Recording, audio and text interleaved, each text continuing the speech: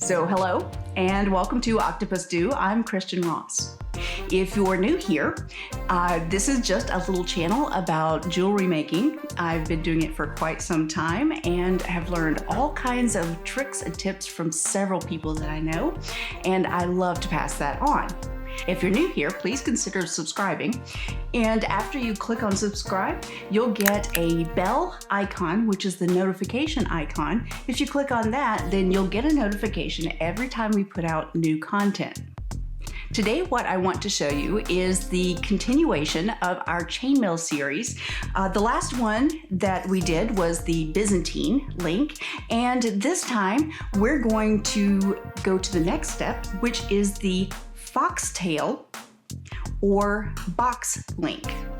It's very similar to the Byzantine, but just enough different that should keep you interested. So let's get started.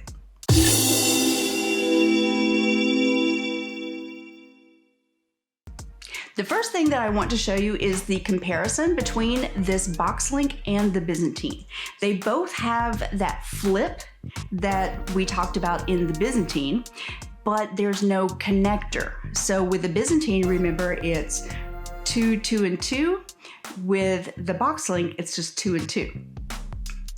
You'll see what I'm talking about just a second. So here is your Byzantine. So it has a series of a cage and a connector, then a cage and a connector, like so. The box link that we're going to work on is just a series of those cages. So it's that cage that's been flipped with no connector. You go right into the next flip. Looks pretty cool, very continuous as opposed to having the different segments. All looks great, it just depends on what you're looking for. And the more weaves you know, the greater of the variety of jewelry that you can make. So here's the comparison.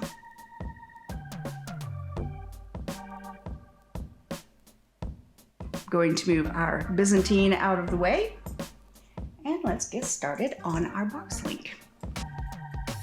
So the first thing that you need to do is you take an open jump ring and you're going to close it. So you have one closed jump ring. Take another and close it, 2 closed jump rings. Feel like I should be chuckling after each one. Next, you take your next open jump ring and you string the 2 closed ones onto it and close it. If you're new to chainmail, don't forget I do have other series chainmail videos. If you're new to chainmail, don't forget that I have other videos in this chainmail series, including one called Level 0, which talks about opening and closing jump rings correctly so you're not going to bend them out of shape.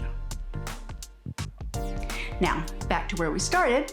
I've got 2 closed rings that I just put onto 1 more and closed it. So I have 2 going into 1. Now I need 2 going into 2. So I'm taking another open jump ring and adding it to the 2 closed, and I close it. So what that does is gives me 2 jump rings going into 2 jump rings, but they don't cross over each other. If you look at this, they don't go inside each other. So these 2 don't go inside each other. These 2 don't go inside each other. They're perpendicular to each other, really. Now, something that I like to do when I'm working with chainmail chains is I'll put a pin or a piece of wire or a paper clip or something like that on the end so I'm able to easily determine which is my starting point, and I work from that starting point after. So I've got a very big safety pin that I'm going to just put onto those first 2, like so. So this is my starting point and I go in that direction. Now remember, this link, this box link, does not have any connectors. If it did, if it was like the Byzantine, I would add 2 more jump rings to this line. But because it doesn't, it's a straight line, then we're going to do the flip now. So let's get ready to flip. I've got my 2. I hold those 2 that I started with in my hand, and I split the ones coming off. So I line that one up and turn it that way, and that one goes in that direction. A friend of mine, Lauren Anderson, the chainmail lady, refers to this as mouse ears, because if you're looking at it, it almost looks like that famous mouse where you've got a circle here and 2 ears on top, if you know what I'm talking about. So shout out to my friend Lauren, who came up with that concept of saying mouse ears. So you make the mouse ears, and then these 2 that you first started with that have been in your hand, you split those open. When you split those open, you see the backside of those mouse ears.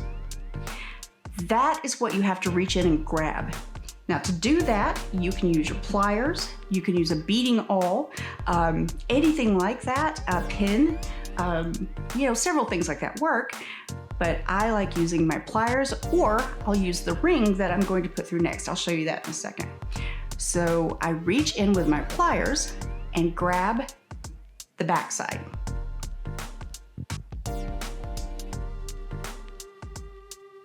Like so. I grab that one, and that's what creates the flip. It pulls those 2 up. You see? So what we're going to do with these 2 that I've pulled up is we need to add 2 more jump rings in the series. Remember, we did 2, 2, flip. We're going to add 2 more. Grab my open jump ring, and I'm replacing my pliers with that open jump ring. Now, when I took the tension off of this with my pliers, I set my pliers down, you see this kind of fell sideways. That happens because we don't have the weight of the chain pulling it down, but we have this pin here. So what we'll do is we'll go back when we get everything lined up, and if you pull on that pin, look, the shape comes back. So it's okay if it flops down for now. It's okay. Don't worry about that. We'll be able to fix it.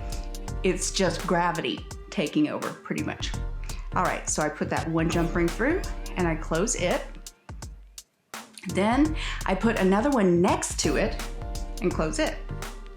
So here is my next open jump ring. Put it next to that first, and I'll let go of it and I close it like that. Then I'm going to grab that one that I let go of.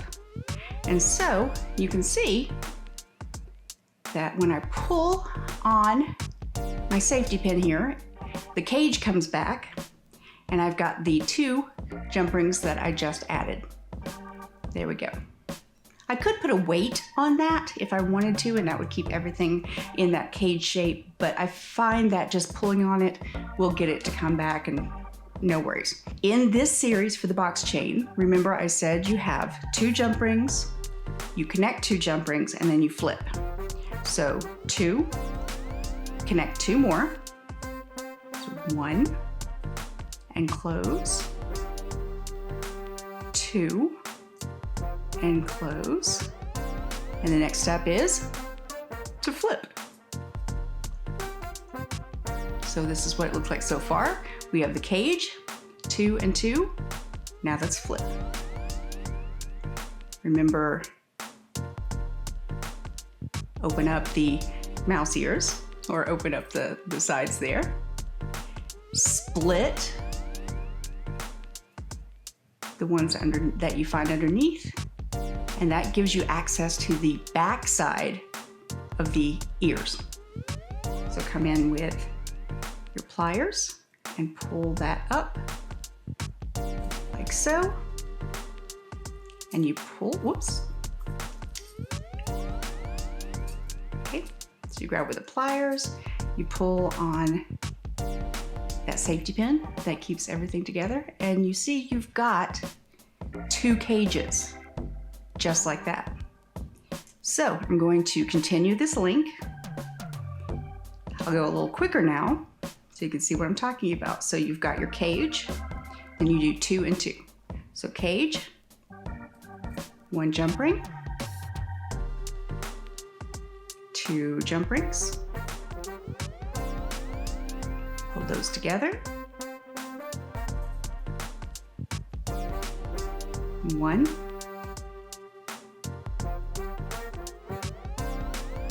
2, close that,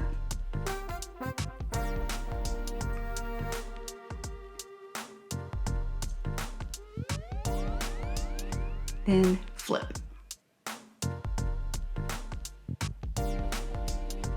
Flip, split, and grab the ones underneath, just like that. So now I have 3 segments. So basically you just repeat to continue this pattern, and you end up with a piece when you're using regular size jump rings and not my demonstration ones here. You end up with something that looks like this. I'm going to give you a tip.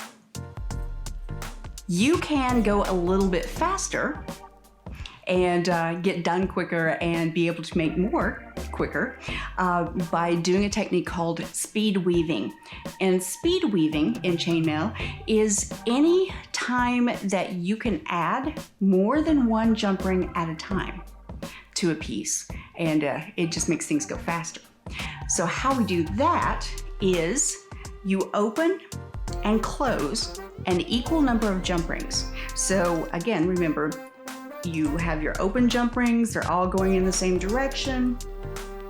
And then you can pre-close jump rings. So these pink ones here, I have already closed, so they are good to go for another layer. Now, how I speed weave with this is in my line. So I'm just going to continue this in the direction we've been going. I've done the flip, I reach in, okay. So I have 3 cages so far. Now we're going to speed weave. What I do is I take an open jump ring here, and I come over here to my closed rings, and I scoop up 2. So I'm going 1 closed, 2 closed, hanging off of that open one. And then I'll come here to my chain that I've been working on, take that open jump ring, go through the cage, the same place that if you were adding these one at a time, close it, and look what I have. I have in the series now a single jump ring and 2 closed jump rings. Now, you know what we've said in this series of the box chain is that you have 2 rings going into 2 rings. So what do I need to add? I need to add 1 more next to this one to make it 2 and 2. So I just come in here with an open jump ring. I'm going to go through that cage like that next to the one I added. So through the cage and then up into those closed ones. And I close it. I'll turn this sideways so you can see. So now it's 2 and 2. There you go. You just added, or actually you just took off a second or 2 in your jewelry making process. So that'll get you going a little faster. So these 2 flip out, and that splits, and you dig down and grab the backside. And so this just continues that same cage design. Cool.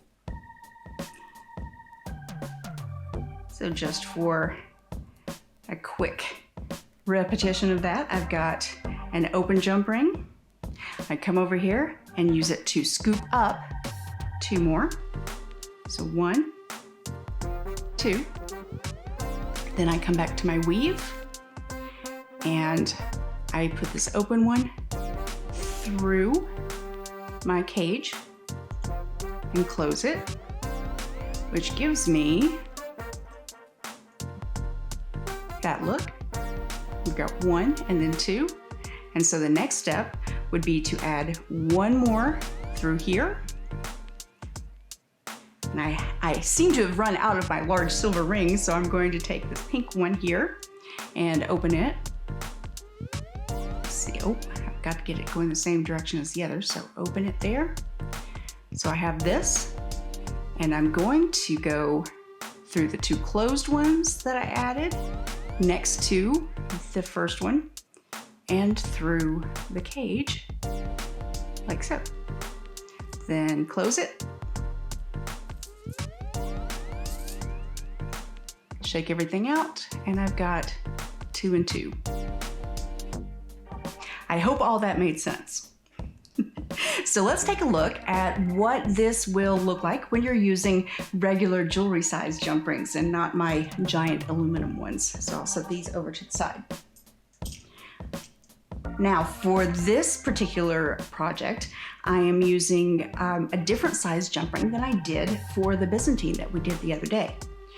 This particular size is 20 gauge, 5/30 seconds in length. And I'll show you my note taking. This is on my container, which happens to be a small mason jar. So we're looking at 20 gauge, 5/30 seconds. And that is the inside diameter. So that gives you the size that we're using, which is a little smaller than we did before, but it gives us a nice tight weave. I like that.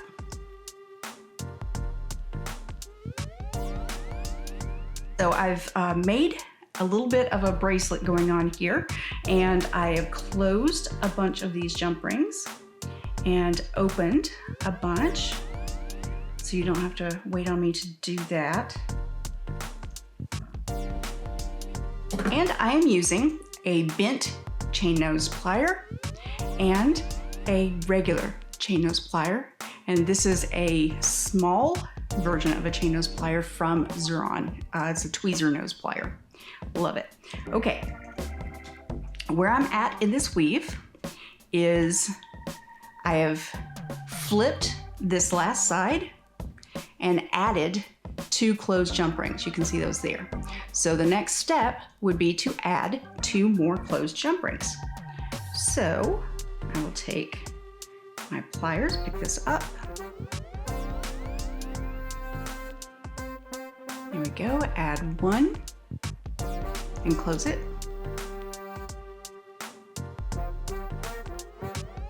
There we go. And to make sure that my rings are closed, if I'm not wearing my readers or my magnifiers, I can just reach up here and touch the ring with my fingers, and I can feel whether or not that's closed. And that seems like it's pretty good to me. Then I come back and I have to put a second one next to the first. So second one right there, without going through that first. There we go. So 2 and 2. Then we do the flip. So these go in opposite directions. Split that, and you reach in and grab the back side of those ears and hold that up, and you're going to add your next jump ring through there.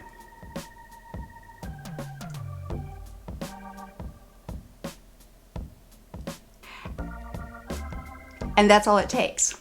You just continue putting 2 jump rings by 2 jump rings, then you flip, you split the ones you find underneath, and you add 2 more. So it's 2, 2, flip, and split. And that's it. You'll get that box chain. Something that I want to point out, which is a really handy thing, is if you are purchasing your jump rings from Beadalon, these are the artistic wire jump rings, something really handy about these, they have all of the information on the front, which is the gauge size and the inside diameter size. But if you flip the packaging over on the back, it's very handy.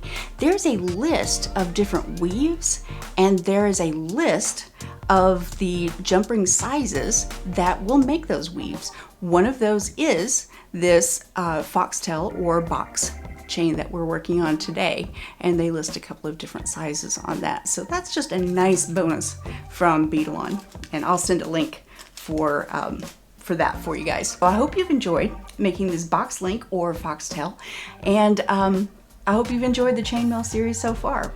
If there's a particular weave that you are looking out to try, leave that information in the comments below. If you like this video, give me a like. If you didn't, that's okay. Give it a thumbs down. I understand. But either way, just leave me a comment below. I love hearing what you guys have to say. And that's going to wrap it up for today's video on chainmail. So now you know, go make something. And I'd love to see what you make.